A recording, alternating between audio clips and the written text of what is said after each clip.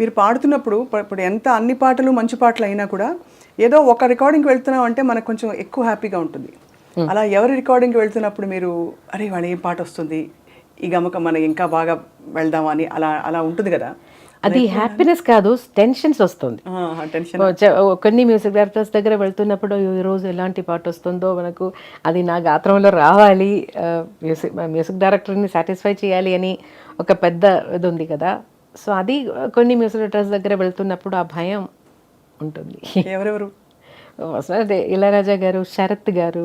శరత్ గారు అయితే అసలు ముందు అర్థం అవడానికి ఓ రోజు పడుతుంది మాకు వినడానికి. అలా సమ్ టైమ్స్ ఒక సాంగ్ అలా అయ్యింది నాకు, అది సాయి ఏది బేసిక్ సాయి ఏది అని తెలియకుండా ఒక పాట పాడాను శరత్ గారికి. ఏ పాట చిత్ర గారు? అది మూవీ నేమ్ సింధూర రేఖ అని. దాంట్లో నోట్స్ ఎక్కడెక్కడో పోతుంది. ప్రణతోస్మి గురువాయుపురేశం ప్రతిదినమను చేత స్మర హరి పాదం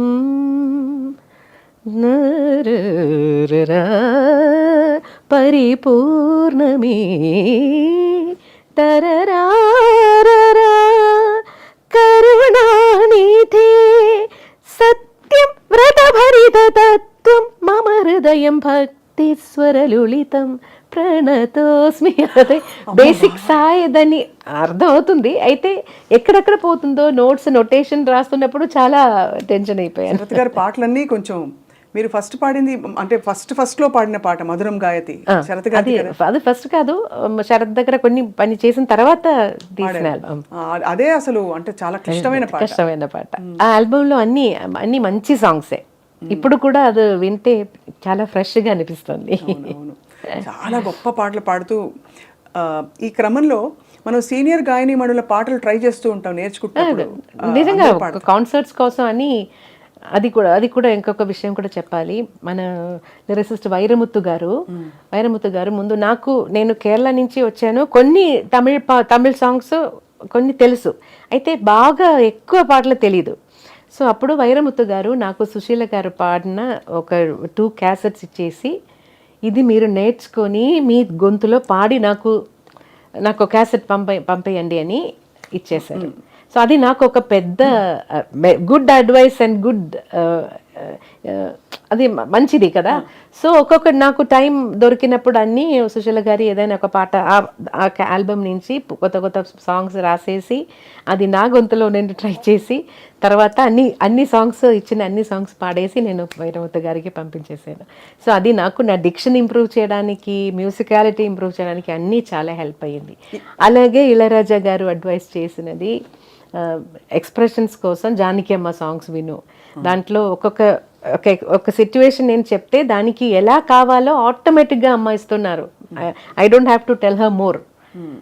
నాకు నా మనసులో ఏముందో అది అలాగే అమ్మ పాడతారు అని. సో అప్పుడు అమ్మ పాటలు కూడా చాలా విన్నాను. తర్వాత మలయాళంలో చాలా సాంగ్స్ జానకి అమ్మ ఇద్దరు పాడారు, అయితే కాన్సర్ట్స్ కోసం జానకి అమ్మ సాంగ్స్ చాలా ఎక్కువ నేను ప్రాక్టీస్ చేశాను. సుశీలమ్మ పాటల్లో తెలుగు పాటల్లో ఏమన్నా మీరు ప్రాక్టీస్ చేశారా? పాడనా తెనుగు పాట, అది నేడే ఈనాడే, తర్వాత అలాంటి కొన్ని పాటలు తెలుసు. సుశీలమ్మ గారు ఎంత మెచ్చుకుంటారు చిత్రగారి పాటని. వీళ్ళందరూ సీనియర్ గాయని మణులందరూ, మీరు అఫ్ కోర్స్ మీరు కూడా చాలా సీనియర్, బట్ వాళ్ళు మన అందరికంటే సీనియర్ కాబట్టి వాళ్ళు ఎప్పుడు ప్రస్తావించినా మీ పేరు తీసుకొస్తుంటారు, మీ పాటలోని గొప్పతనాన్ని చెప్తుంటారు, ఎంత బాగా పాడుతున్నారని చెప్పి. సో గురువు గారు మిమ్మల్ని చూసి చాలా మురిసిపోయి ఉంటారు కదా, మీ పాట విని మీరు ఇంప్రూవ్ అయింది, మీరు పురోగతి సాధించి జీవితం. నేను చెన్నైకి షిఫ్ట్ అయిన తర్వాత అప్పుడప్పుడు ఎప్పుడైనా నాకు టైం దొరుకుతుందో అప్పుడు పోయి నా టీచర్ని మీట్ చేస్తాను. అలా టీచర్ కూడా బిజీగా క్లాసెస్, కాన్సర్ట్స్ అలా టీచర్ కూడా బిజీగానే ఉన్నారు. నేను ఊరు వెళ్తున్న టైంలో ఉన్నారంటే వెళ్ళి చూస్తాను.